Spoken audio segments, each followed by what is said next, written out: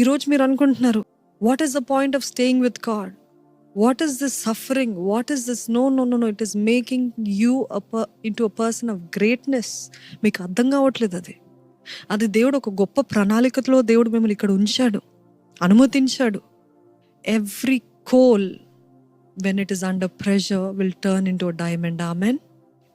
ఏదైనా ఆ ప్రెషర్లో వెళ్తేనే నువ్వు ఎట్లాంటి వాడువో ఎట్లాంటి దానివో బయటికి వస్తుందండి. నాకు వద్దు కాదు. Stay with God even in pain, even in questions, even if you don't understand. Stay with God, stay with God. మీకు పంచుకోవాలా?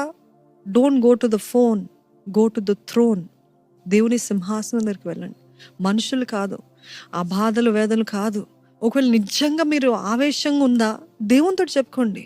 God understands, God identifies your suffering. God understands why you're behaving in such a way. దేవునితో చెప్పుకోండి, దేవునితో మాట్లాడండి.